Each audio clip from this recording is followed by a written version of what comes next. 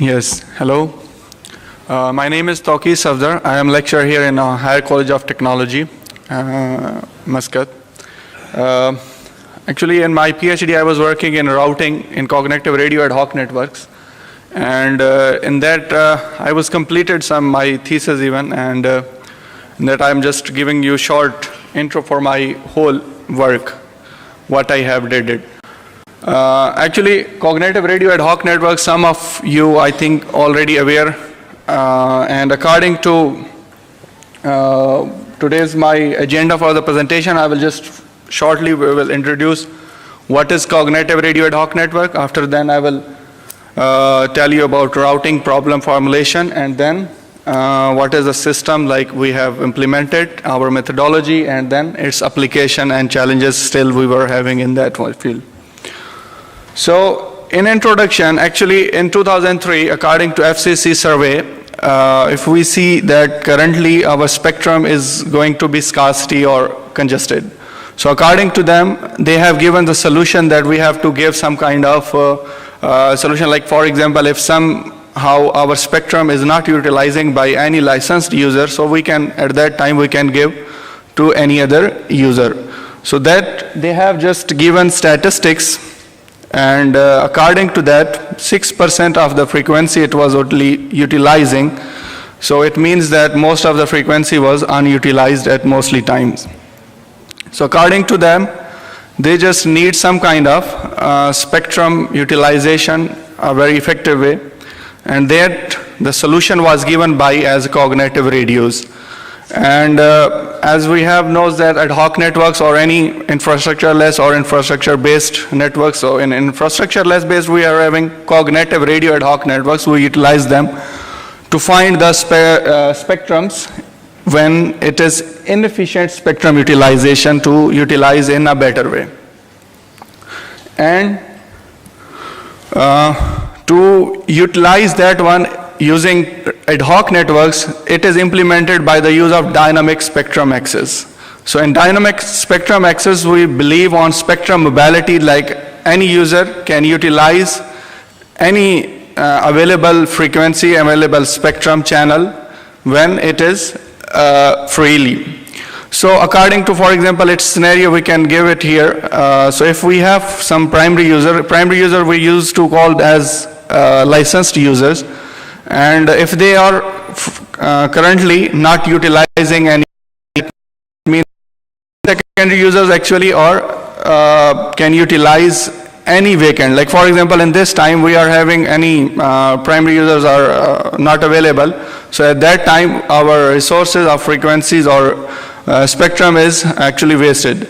That's why we are using that here. Some of our secondary users, they can utilize at the time of unutilization of spectrum, and that's why we can increase that one. So how we implemented that one in ad hoc networks. In ad hoc networks, actually, especially we were having some layers, and when we talk about networks. So to implement that one in as a cognitive radio perspective of spectrum, dynamic spectrum access, it is included in MAC layer for that one. But during routing, when we have the connectivity solve problem or that kind of issues, but what will happen at the time of routing? Because our transmission is going on, like in case of secondary user, if secondary user is utilizing its transmission, and at that time if primary users comes back, so what happened? Secondary user has to wind up his work and go to find any other place. So what happened during that time? That time we called it as channel switching or many other kind of problem handoff. So that time actually here the network's performance or the secondary user's performance will be go down during the routing, because most of our work was going on network layer for routing, but our connectivity was done on access layer, data link layer. So how we can handle that one? This is the current scenario for cognitive radio ad hoc networks for each and every layer what was happening.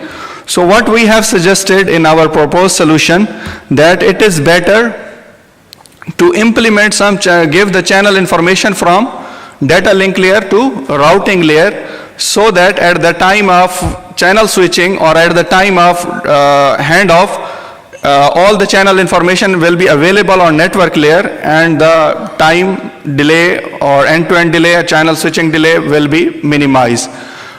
We call that as the whole, in technically way, interference, but it's not that interference. We called it as a user interference, because if any user is working and any other user will come at the time of transmission, so we call them as a user interference. So we have implemented that, but it's very important in our methodology, the implementation of some AI-based, artificial intelligence-based, some learning mechanism, which will learn actually from the previous historical based routing decisions and take future decisions. So which spectrum will be available on what time, all these type of information must be available to each node, so that it can decide before any kind of interference, it can decide, and in future it can properly take decision for its routing. So those AI-based, we are having reinforcement learning mechanisms. In that we use Q-learning, or there are any other reinforcement learning, many other formulas, other algorithms are there, dual reinforcement learning or that kind of thing. So currently we are used only for Q-learning. So in Q-learning, how we can improve that one? We have just utilized a Q-learning agent, which will incorporate as a cross-layer agent from data link layer to network layer, so that during the routing, any channel information will be available to the network layer. So that how we find currently, we just simulate some of our results in cognitive radio cognitive network simulator based on network simulator, and according to that we found we can improve the current AODV, and it's in different ways, in end-to-end delay, or it's but where we can use actually in military networks or in future networks, we can utilize in many ways. Typically we can have many cognitive radio uplink spectrum in vehicular ad hoc networks or many other ad hoc networks. We are utilizing this type of concept. So in our challenges currently as interference avoidance, we want to utilize some other algorithm, artificial intelligence based, and also we want to make quality of service assurance awareness according to network performance, like which application or network we want to utilize with cognitive radio ad hoc networks, and also its seamless communication.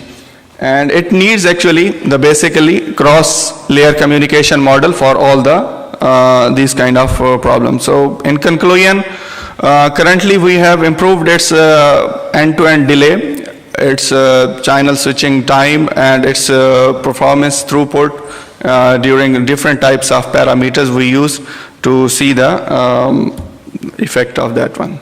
And thank you.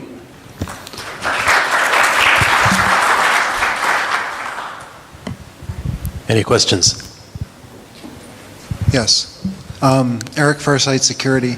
You mentioned that that it's great for ad hoc networking for helping to improve transitions, but at the same time, I can also imagine someone else with a Jeep out there saying, "Oh, talk to my Jeep," or let me do things to deny your ability to do handoff. So, are there cryptographic or authentication methods built into this proposed protocol?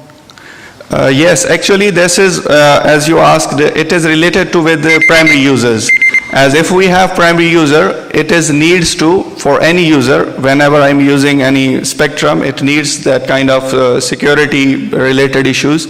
And these kind of issues, and actually in standard ISO 2.22 standard, it is all things is mentioned, but also it is needs as a future work also for security perspective, as you asked, that what will happen or how it will be managed by the security, that how, like for example, even if some primary user will come back, how it knows that this is the primary user, how secondary user will authenticate that this is the prime user or that kind of thing, it's still in the, like the area of the security is still that there is.